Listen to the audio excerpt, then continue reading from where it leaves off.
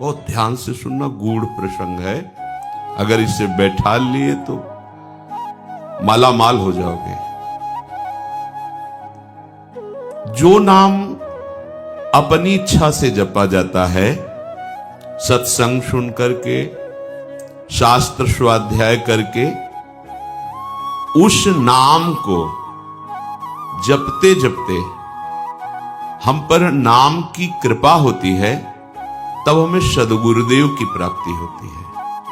और जब गुरु प्रदत्त नाम होता है, वो शबीज नाम होता है। गुरु के श्रीमुख से निकला हुआ जो नाम है, जब हम विधि पूर्वक गुरु आज्ञा में रह करके उस नाम का जप करते हैं, गुरु आज्ञा में रह करके, तब उसके अंदर नाम की शक्ति जागृत होती है। नाम की शक्ति जागृत में प्रभाव सद्गुरुदेव का होता है। ध्यान दीजिए, अगर आप स्वेच्छा से नाम जप कर रहे हैं, वो मंगल भवन नाम है, आपका मंगल करेगा, आपके दुरति का पाप का नाश करेगा, आपको सद्गुरु की प्राप्ति कराएगा, वो व्यर्थ नहीं जाएगा। पर उससे दिव्य लीला में आप प्रवेश पा जाएं, असंभव। वो मार्ग ही है। जब सद्गुरुदेव भगवान नाम प्रदान करते हैं और हम उनकी आज्ञा में रहकर नाम जप करते हैं, तो गुरुदेव की शक्ति के प्रभाव से हमारे हृदय में अधिकार बनने लगता है बीज मंत्र प्राप्त करने का। बड़ा सुंदर क्रम है।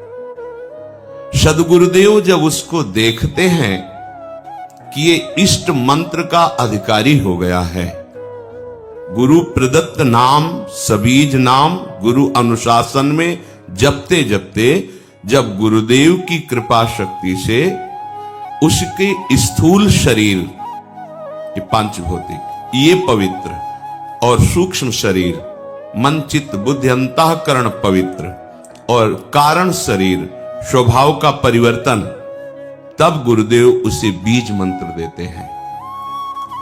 बीज मंत्र ये विशुद्ध भावदेह की प्राप्ति कराता है। बीज मंत्र के क्रम विकास से उसमें दिव्यता का प्रादुर्भाव होता है। क्रम विकास से आप कितना अधिक मंत्र में तन्मय हो रहे हैं, कितना अनुशासन से युक्त हैं, कितनी पवित्रता का निर्वाह कर रहे हैं, कितनी आपके अंदर एकाग्रता है, कितनी देर मंत्र में टिकते हैं, उसके अनुसार देह एवं मन की सारी मलिनता दूर हो जाती है और बीज मंत्र से सिद्ध स्वरूप का उदय होता है। उस उपासक के हृदय में भाव देह जिसे कहते हैं। मंत्र सिद्धि आचार्य परंपरा से है। आपको मंत्र सिद्ध करने की जरूरत नहीं है, सिद्ध मंत्र है।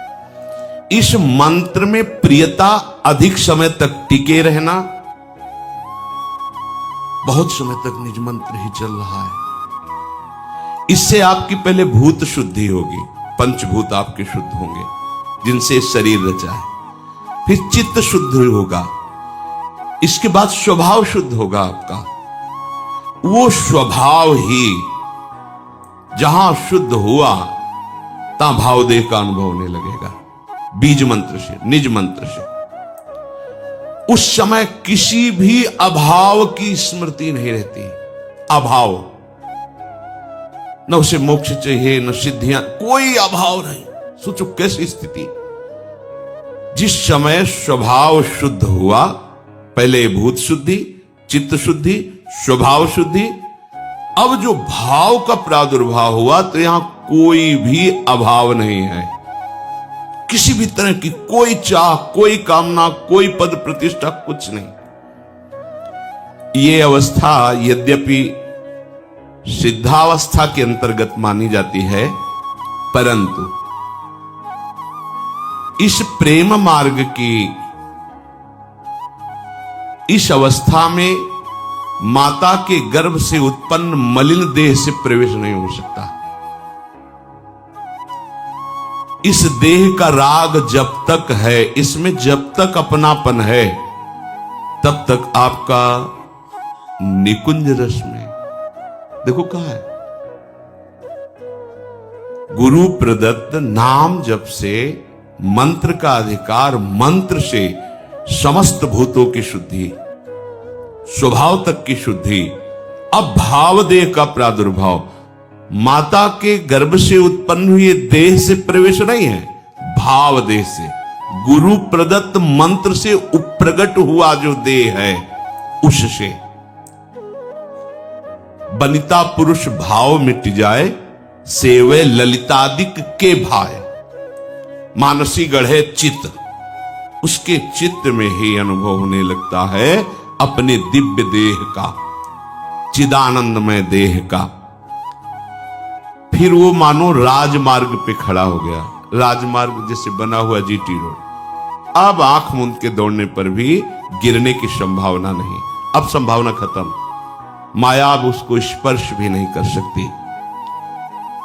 भगवत भजन की ये माइक अशुद्धि को दूर करके दिव्य देह भाव देह की अभिव्यक्ति जब तक नहीं है तब तक लीला में प्रवेश नहीं होता।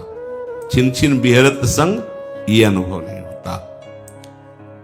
अब भावदेह में जो सेवा होती है, जो सुमिरन होता है, जो भजन होता है, वो है भजन। तो इस भजन से उस भजन की प्राप्ति, भजन से भजन की मांग, ये होगा गुरु प्रदत्त मार्ग से ही, ऐसे नहीं हो सकता। विधि मार्ग की नियमबद्धता इस उपासना में दृढ़ करेगी। ये चैतन्य मंत्र अंदर जाकर के आपकी भावना को सार्थक करता चला जाएगा। उपासक के भाव देह के विकास के साथ साथ उसके सामने उसके आराध्य देव का ज्योतिर्मय धाम, आराध्य देव की गूढ़ रस रीति प्रकाशित होने लगती है।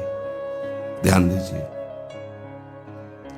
पर ये जान लेना चाहिए कि ये बात उसी के लिए है जो गुरु प्रदत्त बीज मंत्र का अनुष्ठान कर रहा है, निरंतर अनुशासन में रह करके। ये मंत्र वाच्य वाचक अभेद स्थिति पैदा कर देता है, अर्थात ये निज मंत्र ही नवनिवृत्त निकुंज विलासी युगल सरकार और उनकी आंतरिक प्रीति, मन मन की रुचि जानी, ये सामर्थ्य प्रदान करता है।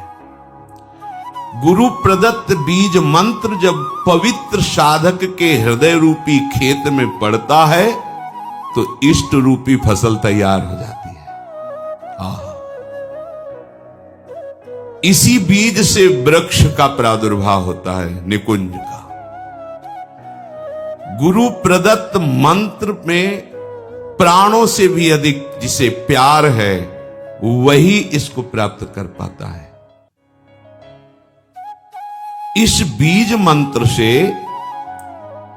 प्राकृतिक जितनी भी सृष्टि है सबसे स्वाभाविक अरुचि पैदा हो जाती है और उसमें गुरु शक्ति का आधान होते ही इष्ट का स्वरूप प्रकाशित हो जाता है।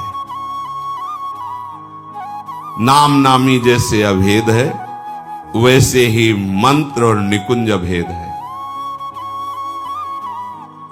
इस उपासना की विशेषता यही है, गुरु अनुशासन में रहकर उपासना करना। ज्योतिर्मय धाम, ज्योतिर्मय रूप, ज्योतिर्मय लीला, अब ये भजन का प्रभाव प्रकाशित हुआ। वो उपासक भले दिखाई देता है शरीर में है, पर वो शरीर में रहते हुए भी शरीर में नहीं रहता। वो अपने ज्योतिर्मय धाम में धामी श्यामा श्याम की नित्य सेवा में अपने भाव देश से रहता है। शरीर छूटे या बना रहे इससे कोई फर्क नहीं पड़ता। शरीर रहते ही वो इस अवस्था को प्राप्त हो जाता है। ये प्रेम की चरम अवस्था है। अब ऐसे महापुरुष में और इष्ट में बिल्कुल कोई अंतर नहीं रह जाता। विगलित होकर के एकीभूत हो जाता है। अब वो रस स्वरूप हो जाता है। जो उपासक उपासना की इस सोपान स्थिति पर होता है वो रस स्वरूप, रसमय हरिवंश, परम परमाक्षर, वो नाम के प्रभाव से स्वयं नाम का फल उसके हृदय में जो प्रकाशित हुआ तो वो फल स्वरूप ही हो गया, रस स्वरूप, रसमय हो गया। ये प्रेम की महाअद्वैत स्थिति है। प्रेम की इस अवस्था में जो स्थायी भाव स्वरूप प्राप्त हुआ, अब वो नित्य लीला का अधिकारी हो गया। देखने का ही नहीं, सम्मिलित होने का अधिकारी।